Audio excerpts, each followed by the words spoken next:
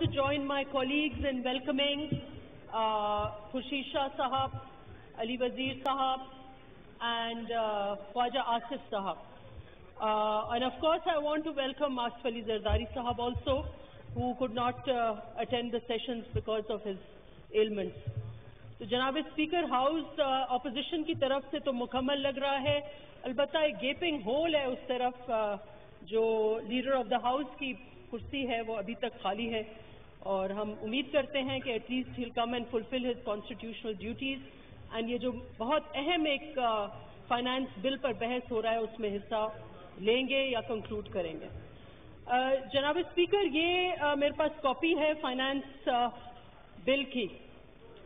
Umuman, this finance bill is probably a very, very difficult piece of legislation क्योंकि इसमें 4 मुख्तलिफ कवानीन में तरामीम आती हैं.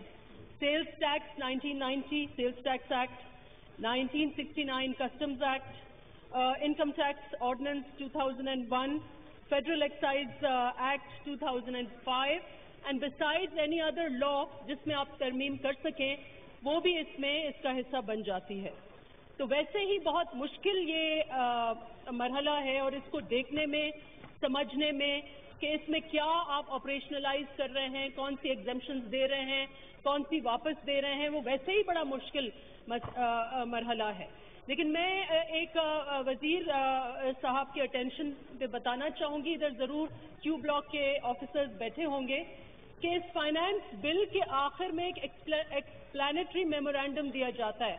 जनाब स्पीकर, ये पहली दफ़ा है कि वो एक्सप्लेनेटरी मेमोरेंडम नहीं है, और इतने टैक्स एग्जेम्पशंस हैं, इतने नए टैक्सेस हैं, इतने नए प्रोविजंस हैं, लेकिन वन इज़ लॉस्ट बिकॉज आपके पास वो जो प्रोसीजरल आपको एक्सप्लेनेशन देनी होती है हर चेंज पर, वो इस वक्त इस फाइनेंस बिल में नहीं है.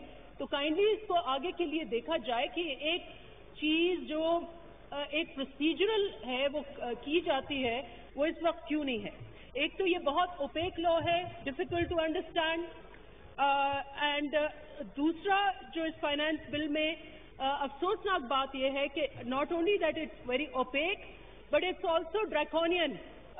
स्पीकर साहब, and why I am saying that is because एक पूरा सिलसिला, and it probably had become a merit of a separate law, एक पूरा regime आपने दिया गया है पकड़ धकड़ का. This is section 203A, B, C, D, E, F, G, पूरा अल्फाबेट आपने डाल दिया है उसमें A to Z, और वो सारा के सारा यही है कि कैसे टैक्स अथॉरिटीज कंसीलमेंट के लोगों को पकड़ेंगी, कैसे ट्राई करेंगी. यानी कि आप जज, ज्यूरी, एग्जीक्यूशनर तीनों पावर्स जो हैं आप एक अथॉरिटी को देंगे. और यकीनन ये मैं अपने कोलीग अभी बात की नवीद कमर साहब में, मैं अग्री करूंगी that you are making FBR another नैब. तो ये एक बहुत अफसोसनाक बात है, और इसके ऊपर ज़रूर आई होप कि Minister Sahab and government would review this, because it will create a scare in the financial circles and otherwise also आम society में. दूसरा कहा गया है इस बजट के इर्द गिर्द बजवर्ड ये है कि ये इंक्लूसिव है और ये सस्टेनेबल है. नाउ आई अग्री कि कई सारे मराद दिए गए हैं इंडस्ट्री को, बिजनेसेस को, एग्रीकल्चर को, कई सारे वापस भी लिए गए हैं, लेकिन ओवरऑल इनकी कोई ब्रॉड विजन है इस सारे बजट में जो भी चीज़ें ऑपरेशनलाइज की हैं, दैट इज़ नॉट क्लियर. सबसे अहम issue that I want to raise on the taxation is कि एक लिस्ट बनाई गई है, एक्टिव टैक्स पेयर्स लिस्ट. जनाब स्पीकर, उसमें लगभग लास्ट ईयर 30 लाख या 3 मिलियन लोग थे, और वो अब गिर के वो लिस्ट आ गई है round about 26 lakhs के ऊपर, if I'm not wrong. Maybe the minister would correct me. तो ये आपकी लिस्ट जो ये डायरेक्ट टैक्स पेइंग लिस्ट है, जो एक्टिव टैक्स पेइंग लिस्ट है, उसमें एब्सोल्यूट नंबर्स में कमी आई है, और न सिर्फ कमी आई है, आपकी टैक्स टू GDP रेशो में भी कमी आई है.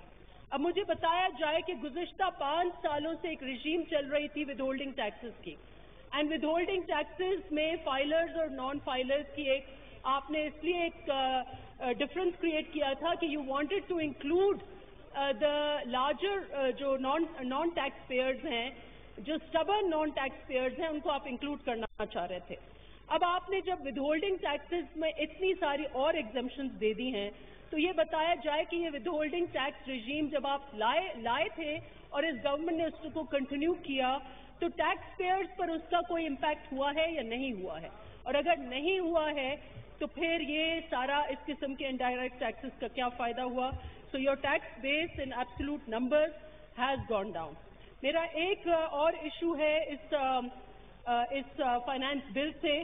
آئی تھنک اگر اوور آل پالیسی میں آپ کیا کرنے جا رہے ہیں یہ بالکل کلیئر نہیں ہے.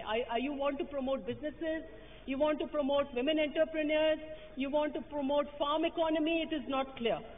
ایک چیز جس میں بیکاز پوسٹ کووڈ اکانومی میں اسپیکر صاحب آپ کی آن لائن ٹرانزیکشنز بڑھ گئی ہیں, آپ کا انٹرنیٹ, کلاؤڈ کمپیوٹنگ, یہ ساری چیزیں آپ کی بڑھ گئی ہیں. اب سنا ہے کہ پہلے جو ٹیکسز اس پر لگائے گئے تھے ابھی ترامیم آئی ہیں, اس میں ریموو کیے جا رہے ہیں. لیکن ایک چیز جو بہت اہم ہے یوتھ انٹرپرینیورشپ کے لیے جس کو ٹیکس کیا گیا ہے وہ ہے وینچر کیپٹل اور وہ ہے مدار باز. اسپیکر صاحب, ان کے اوپر ٹیکس اس لیے نہیں ہونا چاہیے کہ we want to move towards innovation economy. دنیا بھر میں آپ کی جو یہ جنریشن ہے اکانومی کی, people are moving towards innovation, people are moving towards skill based start up. ہماری اس بجٹ میں یا ہمارے ملک کی پالیسی میں یا ویژن میں یہ بہت بڑا خال ہے. And there is nothing that I can see in this budget اور in the government policy, although you are creating special technology zones, لیکن ان اسپیشل ٹیکنالوجی زونز میں بہت ضروری ہے کہ اگر آپ کو اس کو اکنامک گڈس میں کنورٹ کرنا ہے تو پھر آپ کو وینچر کیپٹل کو سپورٹ کرنا ہوگا, مدارباز کو سپورٹ کرنا ہوگا اور انوویشن اکانومی کو سپورٹ کرنا ہوگا. ون اور ٹو پوائنٹس. کاٹن پہلے بھی کہا گیا کہ پاکستان کی جو ایکسپورٹ بیس ہے وہ ٹیکسٹائلز کے اوپر ہے, لیکن ہمارا جو پروڈکشن ہے کاٹن کی وہ 3 گنا کم ہو گئی ہے, 1/3 کم ہو گئی ہے. اور اس کے باوجود آپ نے جننگز کو بھی ٹیکس کیا ہے اور آپ نے کاٹن سیڈ آئل کو بھی ٹیکس کیا ہے. اینڈ آئی وڈ ریکمینڈ کہ یہ میں نے امینڈمنٹس بھی ڈالی ہیں کہ ان کو ودرا کیا جائے. Then there is something that is fundamentally wrong in this finance bill, اور وہ repeatedly that fundamental mistake is being made. جناب اسپیکر, چیریٹیز کے لیے آپ نے ایگزمپشن دی ہے اور وہ بنیادی بہت اچھی بات ہے کہ آپ چیریٹیز کو ایگزمپشن ہونی چاہیے, جو فلاح کا کام ہو رہا ہے ایگزمپشن ہونی چاہیے, لیکن اس میں آپ اپنی فیوریٹ اور آپ پک اینڈ چوز نہ کریں. ایک طریقہ کار ہونا چاہیے جس میں ایوری پرسن, جس کی ایک گاؤں لیول کی چیریٹی ہو یا ملک لیول کی چیریٹی ہو, کوئی بھی چیریٹی ہو, وہ اس کا ایک طریقہ کار ہونا چاہیے. یہ نہ ہو کہ آپ ایک لسٹ ڈرا کریں اور وہ لسٹ آپ کے فیوریٹس ہوں اور باقی ہم جیسے لوگ جو چھوٹی موٹی چیریٹیز چلاتے ہوں وہ بیٹھ کر اور ٹیکسز دیں. تو یہ بالکل انصاف پر مبنی نہیں ہے. It is against article 25. I would want کہ یہ ساری لسٹوں کا آپ خاتمہ کریں اور ساری چیریٹیز کو لیول پلینگ فیلڈ دیں کہ وہ آ کے آپ کا جو اسسٹنٹ کمشنر ہے ریونیو کا اس کو جا کے درخواستیں دیں اور وہ اپنی جو بھی ڈیو ڈیلیجنس ہے وہ کر کے آپ ان کو ٹیکس فری کرائیں. So this is totally discriminatory. Final point, ایک نیا کانسیپٹ دیا گیا ہے یہاں پر, بارڈر سسٹیننس مارکیٹس کا. جناب اسپیکر, ناؤ آئی انڈرسٹینڈ کہ ہمارے بارڈرز کے اوپر آپ کے گڈس کا ایکسچینج روایتی ہوتا ہے, لیکن اٹ ڈزنٹ مین, اور آف کورس بارڈر میں جو کمیونٹیز رہ رہی ہیں ان کی اکانومی کا آپ کو خیال کرنا ہے, لیکن اٹ ڈزنٹ مین کہ آپ ایک پورا رجیم 100 آرٹیکلز کی فہرست ہے بارڈر سسٹیننس مارکیٹس میں, جس میں ہر دال, جس میں ہر فروٹ, جس میں ہر سیریل اس لسٹ میں شامل ہے, اس میں کراکری شامل ہے.